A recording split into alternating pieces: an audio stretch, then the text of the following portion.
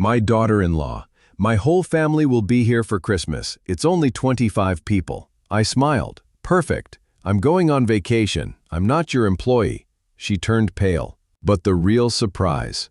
My house has a particular scent around the holidays. A blend of pine from the towering evergreen in the living room, cinnamon from the simmering pot on the stove, and something else.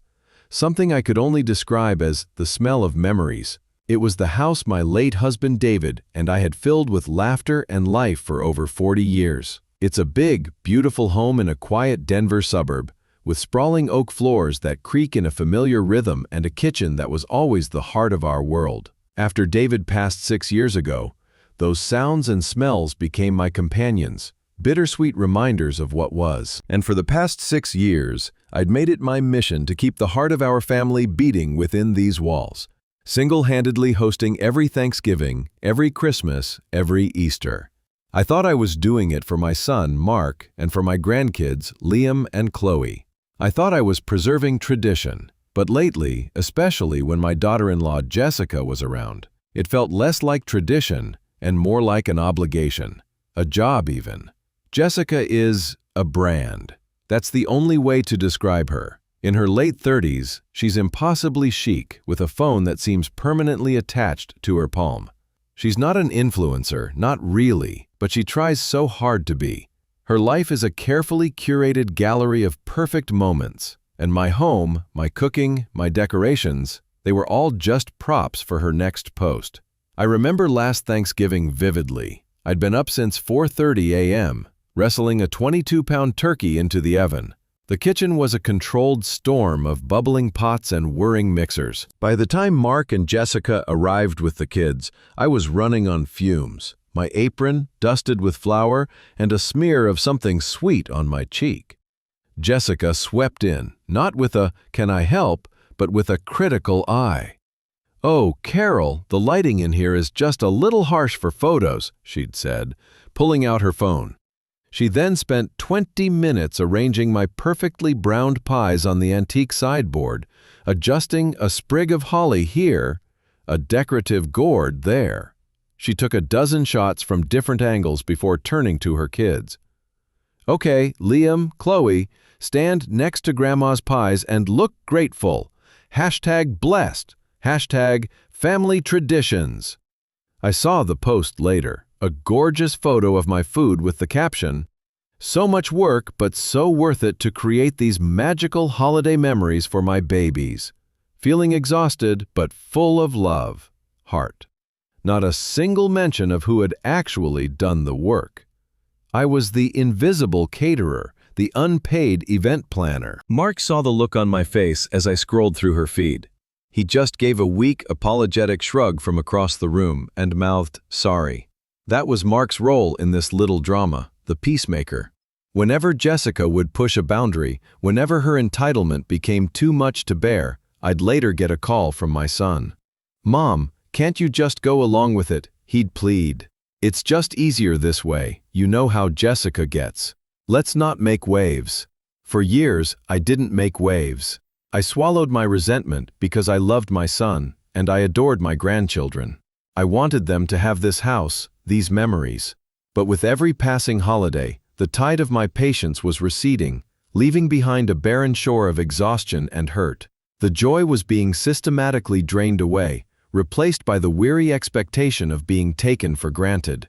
Which brings me to that Tuesday in early December. A fresh blanket of snow covered the lawn, muffling the world in a beautiful silence. I was sitting at my kitchen island, sipping a cup of tea, and looking at a glossy travel brochure. It was open to a page showing a pristine Hawaiian beach, turquoise water lapping at white sand. It was a silly, impulsive pickup from the grocery store, a little daydream I'd allowed myself, a 2-week trip over Christmas and New Year's. Just for me. It was a laughable fantasy, of course. Who would host Christmas? That's when my phone rang, an upbeat pop song signaling it was Jessica. I took a deep breath and answered. "Carol, hi, I have great news," she chirped, her voice buzzing with an energy I knew all too well. It was the energy she got when she had a grand plan that involved everyone but herself doing the work. "Hi, Jessica, what's up?" I said, keeping my own voice level. Okay, so you know how my family is scattered all over the country? Well, I had this amazing idea to get everyone together for once. A real old-fashioned family Christmas. And it's happening. They already booked their flights. They're so excited. I stared out the window at the perfect, untouched snow. I felt a strange calm settling over me, a quiet, cold clarity I hadn't felt in years. I knew what was coming. That's nice for them, I said. It is, she gushed, completely missing my tone.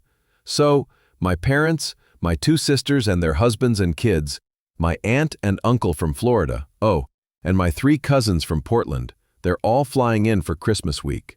So they'll all be at your place, of course. We'll need a bunch of air mattresses, but your basement is huge. All in all, with our family, it's only about 25 people. Only 25 people. The words hung in the air between us.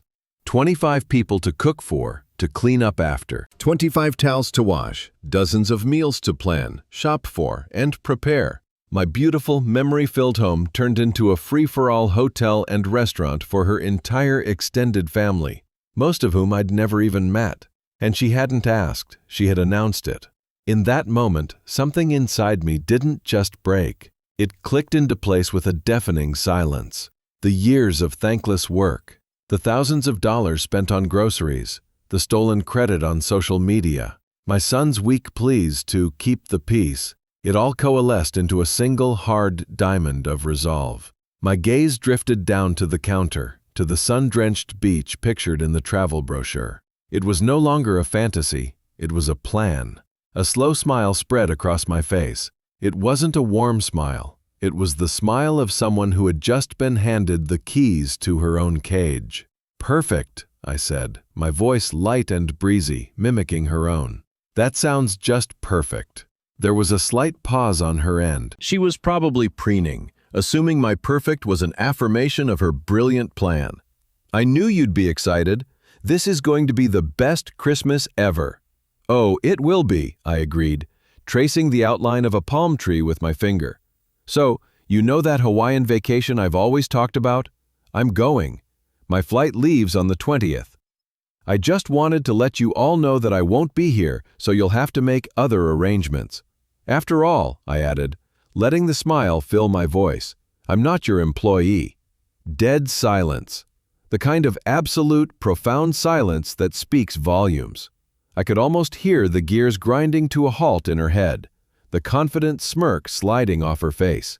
I pictured her standing in her pristine, minimalist living room, her phone clutched in her hand, her face draining of all its color. Carol, what? She finally stammered, her voice a reedy whisper. But I was done talking. Have a wonderful holiday, Jessica, I said cheerfully, and I ended the call. The silence that followed in my kitchen was different. It wasn't empty, it was full of possibility. The silence on the other end of the line was more satisfying than any screaming match could have ever been. For a solid 10 seconds after I told Jessica I was going on vacation, there was nothing but the sound of her own sharp intake of breath. Then a click. She'd hung up on me. I placed my phone on the granite countertop, my hand not even trembling. For the first time in years, the knot of resentment that lived permanently in my stomach had loosened. It didn't take long. Less than 5 minutes later, my phone buzzed again. This time it was my son, Mark. I answered on the second ring. Mom? What did you say to Jessica? He asked, his voice tight with panic. There was no, hi Mom, how are you? Just straight to the damage control. I told her I wasn't hosting Christmas this year, I said calmly, running my fingers over the glossy cover of the Hawaiian travel brochure still lying on my counter. The picture of a turquoise wave crashing on a black sand beach looked like a portal to another universe. You can't do that. She's a mess. You're ruining Christmas. The words tumbled out of him, each one a little spade digging at me, trying to plant guilt. Her parents already bought their plane tickets from Ohio. Her aunt and uncle from Florida, too. What are we supposed to do? I took a deep breath, the scent of the lemon-scented cleaner I'd used earlier still hanging in the air of my own spotless kitchen. Mark, you are a 35-year-old man with a wife and 2 children. It is your responsibility to manage your own family's holidays. You have a home. You can host them there. At our townhouse? Mom, you know we can't fit 25 people in our place. It's impossible, he whined. It's just easier at your house. It's always been at your house. Easier for who, Mark? I asked, my voice dangerously quiet. It's certainly not easier for me. It's not my job to be your family's unpaid event coordinator and chef. My employee contract has expired. He was silent for a moment, then his voice dropped. Mom, please, just do it this one last time. For me. You know how Jessica gets. It's just easier this way. That familiar phrase, it's just easier this way, for a decade, that had been the chain around my neck. And in that moment, I finally broke it. No, Mark, I'm sorry you're in a difficult position, but you and Jessica will have to figure it out. I'm going to Hawaii. My flight leaves on the 20th. I ended the call before he could argue further. My heart was pounding, but it was the exhilarating beat of a runner hitting their stride, not the frantic thumping of anxiety. The war, however, had just begun. The next few days were a masterclass in manipulation. It started with the text messages. They'd come in at all hours, from numbers I didn't recognize. From 305 XXX. This is Jessica's Aunt Sherry. I can't believe you'd be so selfish. We were all looking forward to celebrating together in your beautiful home. From 614 XXX. Carol, this is Diane's sister, Kathy. Jessica is heartbroken. The kids are crying about Santa not coming.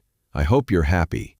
I barely knew these people. I'd met them maybe twice, at Mark and Jessica's wedding. Yet here they were, a digital firing squad, taking aim at my character. I deleted each message without replying, but a little piece of me curdled with each ping of my phone. Then came the social media offensive. A friend of mine sent me a screenshot of Jessica's latest Facebook post. It was a professionally filtered photo of my grandchildren, 10-year-old Leo and 8-year-old Mia, looking doe-eyed and pensive, staring out a window. The caption read, "Hoping Santa can still find us, even if some people cancel Christmas. Feeling so sad for my babies who just wanted a normal family holiday.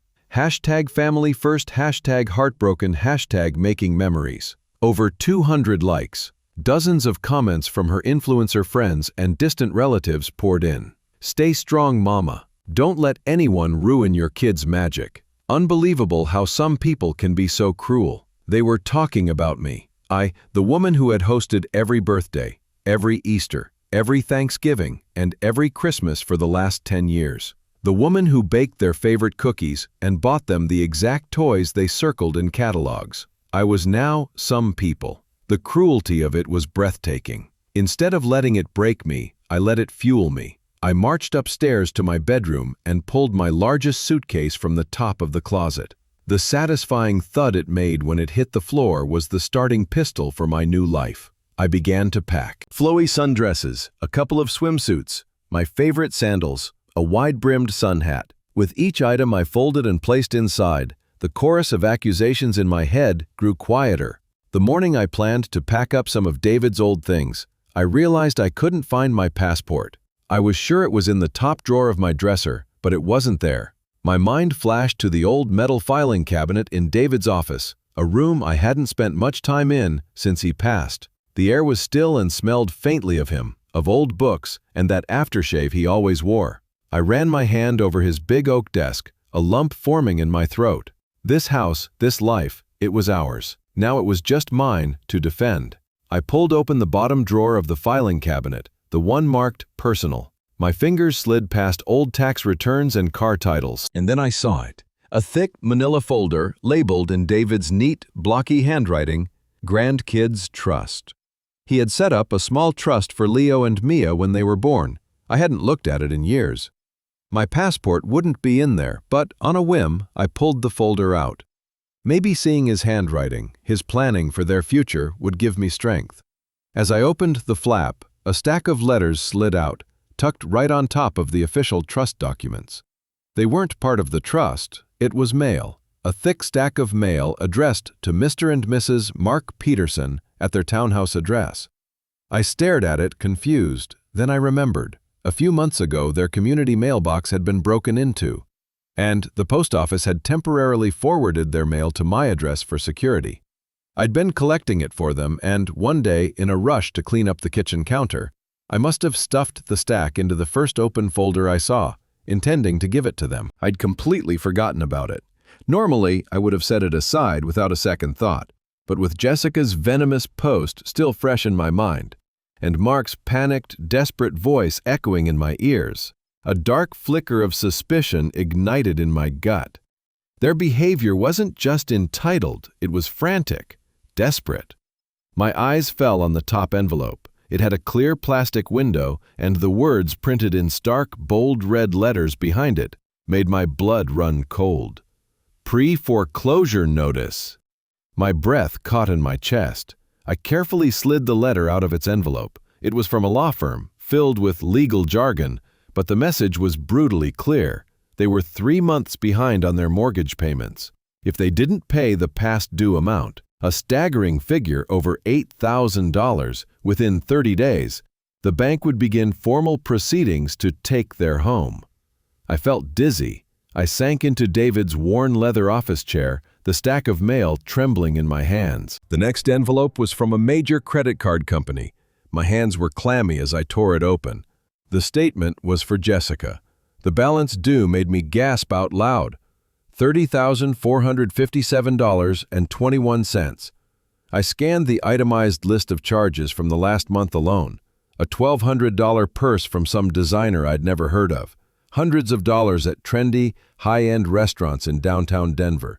Charges from a luxury spa and a litany of online clothing stores. It was a portrait of a life they absolutely could not afford. And then it all clicked into place. Every piece fell into its sickening, horrifying position. This wasn't about tradition. It wasn't about Jessica being too lazy to cook a turkey. It wasn't even about their townhouse being too small. They needed to have Christmas at my house. They needed my free food, my free space, my resources. They needed to keep up the illusion for her family, and, more importantly, for her social media followers, that they were the stylish, successful, thriving young couple she pretended they were. They weren't just taking my generosity for granted. They were using it as a prop, a stage on which to perform their lie of a life, while behind the curtain, their entire world was crumbling. They were broke, utterly and completely broke, and on the verge of losing everything. The anger I'd felt before was nothing compared to the cold, hard fury that now settled deep in my bones. This was a level of deception I could never have imagined. They hadn't just disrespected me, they had exploited me, lied to me, and used me as a financial lifeline to fund a fantasy. My home wasn't a family headquarters. It was their last line of defense against reality, and I was about to tear it down. It was 3 days before my flight to Hawaii, and the house was in a state of organized chaos that felt strangely peaceful. Suitcases lay open on my bed, half filled with sundresses and swimsuits. The scent of pine from the Christmas decorations I'd decided not to put up was replaced by the clean, papery smell of cardboard boxes. My passport and the glossy travel brochure were sitting on the kitchen island like a trophy. I was in the middle of labeling a box of David's old books when the doorbell chimed, a sharp, insistent sound that broke the quiet. My heart didn't leap with surprise. It settled with a heavy, grim sense of inevitability. I knew who it was. You can set a clock by the predictability of desperate people. I walked to the front door, my footsteps echoing slightly in the emptier-than-usual hall. I took a deep breath, not for strength, but to center myself, to remind myself of the woman I was becoming again. I opened the door. There they were, my son Mark and his wife Jessica, framed in the cold December air. Jessica had somehow managed to look both artfully distressed and perfectly put together, her expensive coat unbuttoned, her cheeks flushed as if from a brisk, worried walk, though I knew they'd just parked their oversized SUV in my driveway. Mark just looked gray. He was a ghost haunting the edge of his wife's drama, his eyes fixed on the welcome mat, unable to meet mine. "Carol," Jessica began, her voice a practiced, breathy whisper. They stepped inside without being invited, bringing a gust of cold and the faint, cloying scent of her perfume into my hallway. "Thank goodness you're home. We need to talk." I closed the door and led them not to the cozy family room, but to the formal dining room. The long, polished mahogany table felt like the perfect setting for this conversation. Cold, imposing, and all business. It was the same table where I had served them 27 Thanksgiving dinners and just as many Christmases. "I'm listening," I said, remaining standing while they awkwardly took seats across from each other. Jessica launched into her performance. Tears, real or manufactured, I couldn't tell, welled in her eyes. "Carol, we came to apologize, deeply. I was, so out of line on the phone. It's just, this has been so hard." She wrung her hands. "It's my mother. Her health is so fragile, you know. She was so looking forward to a proper family Christmas, at your house. Our place is just, it's too small. She might not, this could be her last one." I felt nothing. The emotional well they had drawn from for years had finally run dry. When she paused for effect, expecting me to crumble, I simply met her gaze. "For 10 years, Jessica," I began, my voice as calm and steady as a surgeon's hand.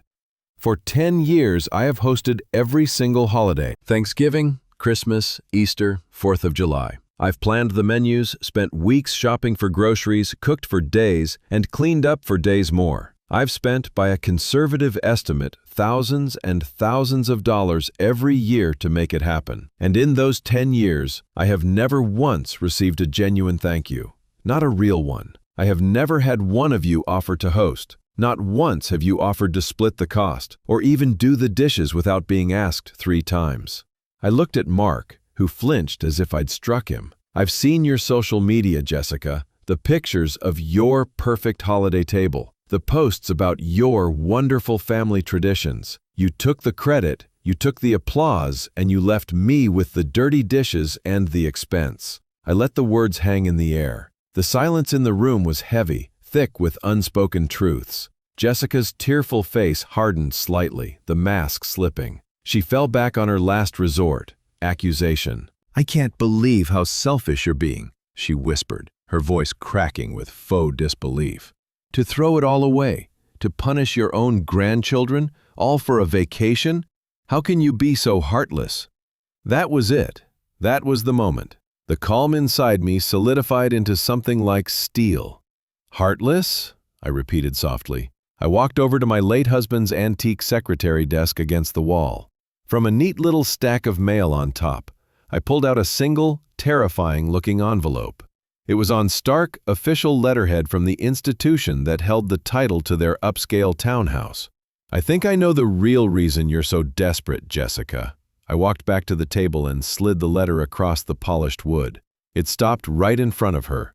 The words in bold red type were impossible to miss. "Final notice, action required." Further down, the phrase, "proper property at risk," was just as clear. "It's not about my grandchildren or your mother's fragile health, is it?" I said, my voice dropping but losing none of its firmness. "It's about the fact that you have mismanaged your affairs so badly that you are about to lose your house. You weren't inviting your family to my Christmas.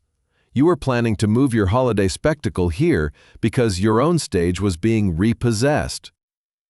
Jessica's face was a sight to behold. All the color drained from it, leaving her mascara to stand out like black paint on a white wall. The calculated sadness vanished, instantly replaced by a flash of pure, cold fury. She looked from the letter to me, her mouth opening and closing like a fish, no sound coming out. For the first time, Jessica was genuinely speechless. Mark slumped in his chair, his head in his hands. He looked utterly and completely defeated, a man who had finally been forced to face the disaster he had enabled for years. They both stared at the damning piece of paper on the table, trapped in the wreckage of their lies. And then a new sound cut through the suffocating silence. Thwack, thwack, thwack. It was a loud, rhythmic hammering coming from the front yard. It was shockingly loud. Mark and Jessica both jumped, their heads snapping toward the front windows. I allowed myself a small, cold smile. I gestured toward the window with a chillingly casual wave of my hand. "Speaking of houses," I said coolly, "that's the real surprise. My trip isn't just a vacation." They stared out the window, their eyes wide with confusion, then dawning horror. Outside, on my pristine, manicured lawn, the lawn Jessica had used as a backdrop for countless family photos, a man in a polo shirt with a realty company logo was hammering a large, gleaming sign into the still, soft earth. The sign was bold, red, and white, with a single, brutal word at the top: "For sale." I let them absorb it for a moment before delivering the final blow. "I'm selling the house," I announced to the silent room. "I've already accepted an all-cash offer on a lovely condo in Scottsdale. The closing is next month. The family headquarters," I said, looking from Jessica's aghast face to Mark's broken form, "is permanently closed." The click of the airplane cabin door sealing shut was the most satisfying sound I had heard in over a decade. It was the sound of a vault closing on my old life. As the plane taxied down the runway, gaining speed, I watched the lights of Denver shrink below. I didn't feel a single pang of regret. I felt a lightness I hadn't realized I'd been missing, as if I'd been carrying a 50-pound sack of flour on my back for years and had finally just let it drop. I took out my phone one last time before we took off. My screen was a graveyard of desperate notifications. 37 missed calls from Mark, a dozen from Jessica, and a string of texts that ranged from guilt-tripping to outright hostile. Without reading a single one, I went into my contacts. Mark, block. Jessica, block. I felt a small, fierce thrill as I did it. Then, I switched the phone to airplane mode and tucked it into my purse. I was unreachable. I was a ghost. For the next 2 weeks, Carol the caterer, the free-of-charge event planner, and the emotional support doormat did not exist. As the flight attendant came by with the beverage cart, I ordered a sparkling pineapple guava juice that came with a little paper umbrella. Holding the cold, sweating glass, my mind, against my will, drifted back to the house I'd left behind. Not my house, with the proud for sale sign now hammered into the frozen lawn, but their house. The trendy townhouse they couldn't afford. I could picture the scene with perfect, agonizing clarity. Jessica's entire family, 25 people, as she'd so blithely announced, crammed into a space a third the size of my old living room. I imagined them milling around awkwardly, bumping elbows, trying to find a place to sit among the few pieces of designer furniture they'd managed to purchase to keep up appearances.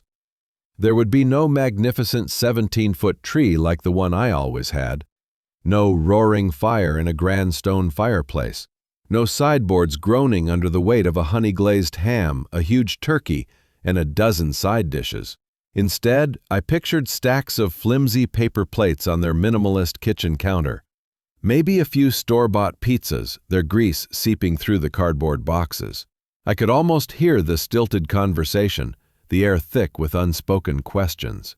Jessica's mom, Diane, would be trying to be gracious, but her eyes would be scanning the half-empty rooms, the tension in her daughter's face, the defeated slump of my son's shoulders. The facade Mark and Jessica had so carefully curated, using my home and my labor as their primary building materials, would be crumbling in real time. And then, the inevitable confrontation. Her parents would pull her aside. "Jessica, honey, what is going on? What happened with Carol? Why are we eating off paper towels?" And the truth, or at least a panicked, tearful version of it, would come tumbling out. The financial ruin, the house about to be taken, the Christmas they couldn't provide. The humiliation would be absolute. The perfect family influencer, exposed in front of her entire clan as a fraud. A small dark part of me savored the thought, but it was quickly replaced by a wave of exhaustion. It was all just so sad. Stepping off the plane in Maui was like walking into a perfume cloud. The air was warm, thick, and sweet with the scent of plumeria and salt water. The stress rolled off my shoulders with the first gentle tropical breeze. My hotel was beautiful, with a private balcony, a lanai, they called it, overlooking the turquoise ocean. For 2 days, I did nothing. I walked on the beach, I read a novel, I sat on my lanai and watched the surfers ride the waves. I didn't think about Christmas, I didn't think about Denver, I didn't think about family. On the third afternoon, I was doing just that, sitting in a comfortable lounge chair, a tall glass of iced tea sweating on the table beside me, the sun warm on my skin, when my phone, connected to the hotel Wi-Fi, buzzed. I'd unblocked a few old friends' numbers, and I glanced at it, expecting a text. Instead, it was an email notification. The sender was an address I didn't recognize. My stomach immediately clenched. They had found a way, a new email, a friend's account, some way to get past my defenses and hurl another volley of accusations. My finger hovered over the delete button. Just trash it. Don't even open it. Don't let them ruin this. But curiosity, a stubborn and treacherous thing, got the better of me. Bracing myself, I tapped the screen. The subject line was simply an apology. It was from Diane, Jessica's mother. My heart started to beat a little faster. This had to be a trick. A guilt trip disguised as an olive branch. I started to read. Dear Carol, I am writing to you because I don't know what else to do. I am using my work email because I suspect you have, for very good reason, blocked our family's numbers. I don't blame you. I am not writing to ask you to change your mind or to defend my daughter. I am writing to offer you the most sincere and deepest apology I can. For years I have been told a very different story about the holidays. Every time I offered to host, to bring dishes, to contribute financially, or even just to send a cleaning crew after, Jessica would tell me no. She would say with a laugh, "Oh, Mom, you don't understand Carol. She insists. She has her system." She would be insulted if we tried to interfere. It's her thing, and it makes her happy. She told us you refused our offers of money, saying it was your gift to the family. She told us you loved, more than anything, having every single person under your roof. She painted a picture of you as a lonely widow who needed these events to feel useful and loved. We were told we were doing you a favor by showing up and letting you take care of us. I am sick with shame to be writing these words. Christmas at their house was a disaster, but not for the reasons you might think. It was a disaster because the truth finally came out, all of it. The financial lies and the lies about you. My husband and I are appalled to find out that we were not only unwelcome guests, but that our presence was seen as a burden you were forced to carry, and that my daughter actively lied to ensure you would carry it. There are no words. I had to put the phone down. My hand was shaking. The beautiful sunset, painting the sky in strokes of orange and purple, blurred into a watercolor haze. It wasn't just entitlement. It wasn't just laziness. It was a calculated long-term campaign of deception, waged not just against me, but against her own parents. She had used their love and respect for me as a tool to control the narrative. She had made me the villain in their story, the stubborn martyr who refused help, so that she would never have to lift a finger or spend a dime. The sense of validation was overwhelming, a tidal wave that left me breathless. I wasn't crazy. I wasn't being overly sensitive. It was real. It was all real. But that feeling was followed by a profound, hollow sadness. She had isolated me, boxed me in with lies, turning even the people who might have been my allies into unwitting accomplices in her scheme. I looked out at the vast, endless ocean, and for the first time in a very long time, I felt truly, utterly alone. 3 months can feel like a lifetime, or a single deep breath. For me, it was the latter, the hectic chill of Denver, the gray skies, the heavy weight of that house. It all dissolved into a memory that felt like it belonged to someone else. My new life began every morning with the Arizona sun streaming through the large glass doors of my Scottsdale condo. Instead of the groans of an old furnace, I woke up to the cheerful chirping of desert birds. The air here smelled different, cleaner. It smelled of warm stone, creosote bushes after a rare rain, and the faint, sweet scent of blooming cacti. I had sold the big house in Denver, every last stick of furniture I didn't love, and never looked back. The sale closed faster than I could have ever imagined, and suddenly I was free. I joined a local hiking club, mostly women my age who had stories of their own. We'd tackle the trails on Camelback Mountain early in the morning, before the heat set in, our conversations a comfortable mix of everyday chatter and the quiet wisdom that comes with age. I was making friends, real friends. I was building a life that was entirely my own, not one that was in service to everyone else's expectations. One Tuesday afternoon, after a long, satisfying hike, I found a small box on my doorstep. It was from a shipping store in Denver, and my heart did a little nervous flutter. I hadn't spoken to Mark or Jessica since that last explosive day.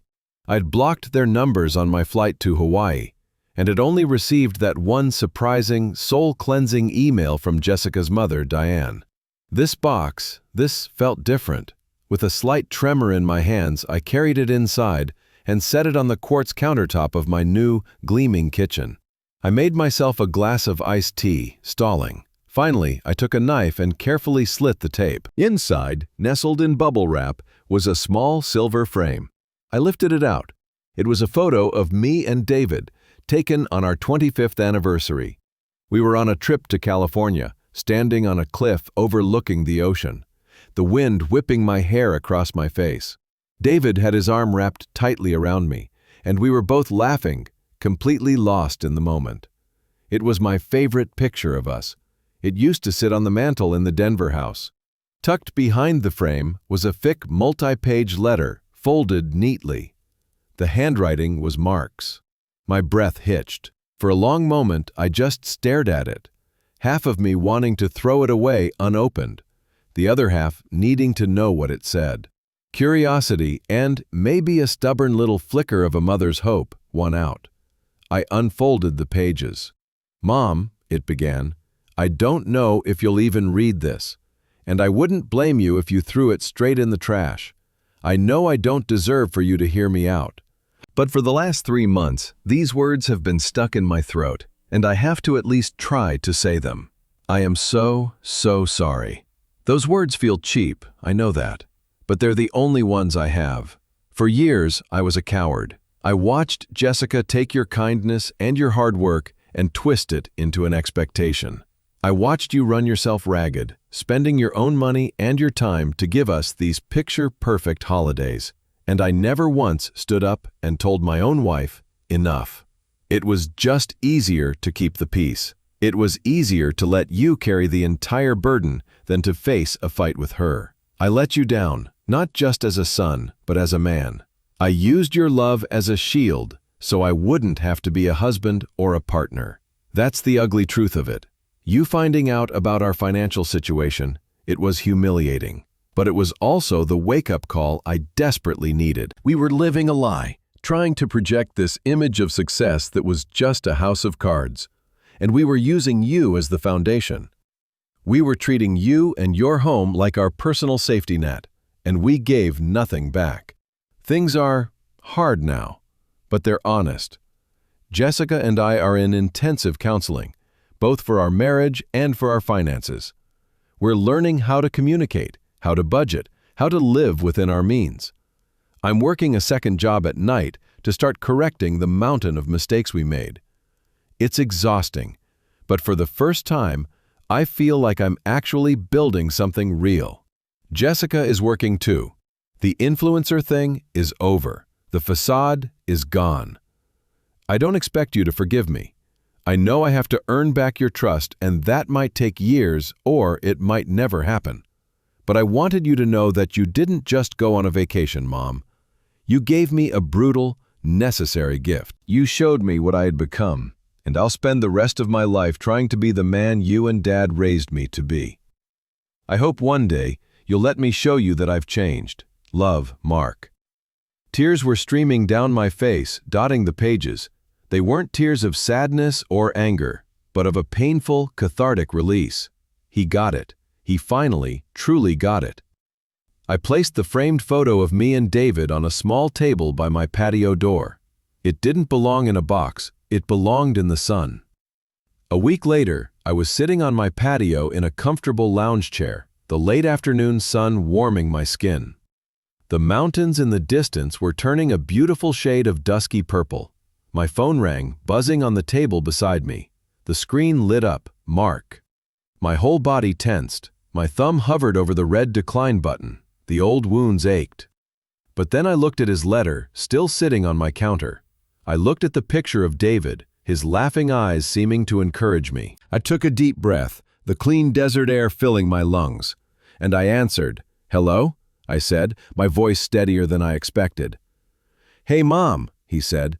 There was no desperation in his tone, no panic, just a quiet calm. I just wanted to see how you were. I hope I'm not bothering you." "You're not bothering me, Mark," I said softly. "I'm doing well. I'm sitting on my patio. The weather is beautiful today." "Yeah? That's great." There was an awkward pause, but it wasn't a tense one. It was the silence of two people trying to find a new language. "What have you been up to?" "I joined a hiking club," I told him, a small smile forming on my lips. "We did a big trail this morning. It was tough, but the view from the top was worth it." "Wow, Mom, that's really cool. I'm glad you're doing that."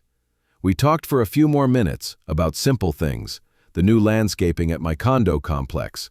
A funny thing my grandkids said on a video call last week. Not once did he mention the past. Not once did he ask for anything. When we said our goodbyes, it felt normal, like the first step onto a long, unpaved trail. I ended the call and set my phone down. A gentle breeze rustled the leaves of the bougainvillea climbing the patio wall. I closed my eyes and tilted my face to the sun, feeling its warmth spread through me. That phone call wasn't a resolution. It wasn't forgiveness. It was a beginning. By blowing up my old life, I had not only saved myself, but I had finally given my son the space he needed to save himself too. The future was still unwritten, a blank page waiting for a new story. But for the first time in more than a decade, it felt bright with promise.